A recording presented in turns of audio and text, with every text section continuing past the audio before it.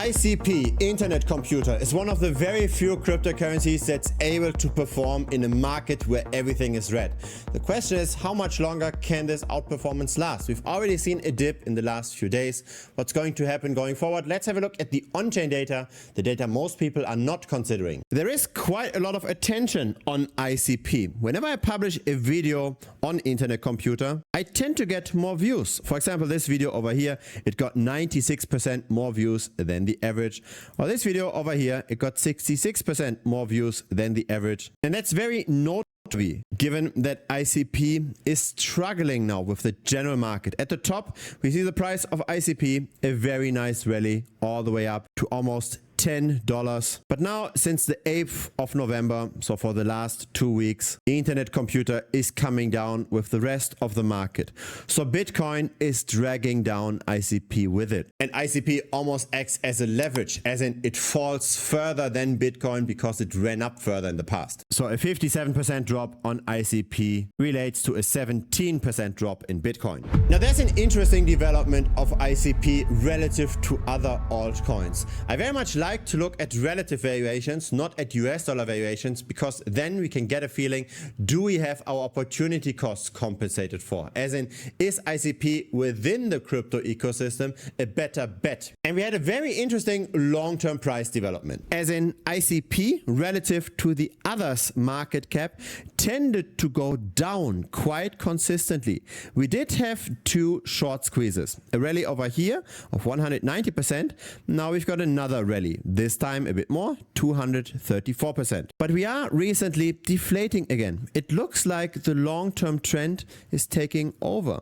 Where is all of this selling pressure coming from? Because officially, the tokenomics aren't that bad. Officially, there aren't that many new ICP tokens hitting the market. Now, there are two ported versions of Internet Computer on two chains. There's one on the Ethereum chain with 1,200 holders. There's another one on the base chain with 4,300 holders. The trading volume on the base chain and on the Ethereum chain is quite comparable. So is the liquidity as well. And so what we see here on the left, that's the number of wallets on the Ethereum chain that hold at least 250 ICP. So that's roughly $1,000 worth of the token. In the middle, it's $10,000 worth of the token. On the right, it's $100,000 worth of the token. So we do see accumulation across retail quite consistently. The chart on the base chain looks pretty much the same, just that the numbers are slightly lower. Really, the short-term price discovery does not happen on the spot market anymore. It happens on the levered bets on the price. It's the derivatives market that's moving ICP. On the spot market, we only had 47 million worth of trading volume in the last 24 hours. In the perpetual futures market, we had 151 million, so more than 3 times the trading volume. I don't really like doing it, but that's how the YouTube game works. That's how the algorithm works. Please give this video a like if what you've seen so far has been useful. Thank you very much. Now, during the flash crash on the 10th of October, where pretty much everybody got liquidated, ICP dropped at a pretty much average rate. Most altcoins went down by roughly 50%. Most altcoins, however, continued to bleed afterwards. Not ICP. We had our rally and now subsequently our deflation. Have a look at the spot price here and the trading volume on the perpetual futures at the same time. There is correlation between the two, as in when there's a lot of trading volume, a lot of attention, the spot price tends to be high.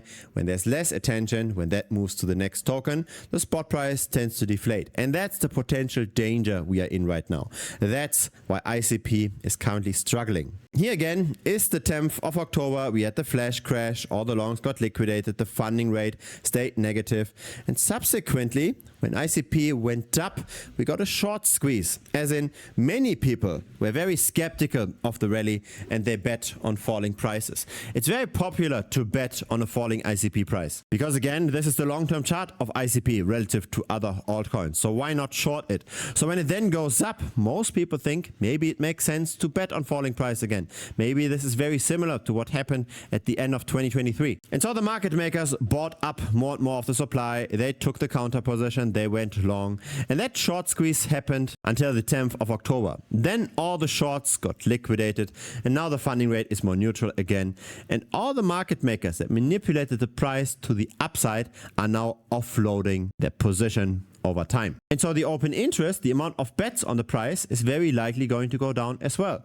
It's very likely going to fall from 160 million, maybe down to 100, maybe down to 50 million. A deflation of short-term leverage, as we have seen several times in the past. And so now the longs are getting liquidated, right? All the people that got so excited about the rally. First, it was short liquidation time. It was short squeeze time. Then starting in the second week of November, the momentum has turned around, and it's likely going to stay that way. And so even though I do not know who's constantly selling ICP tokens over here, I just see the long-term trend, and I do believe that the trend is your friend.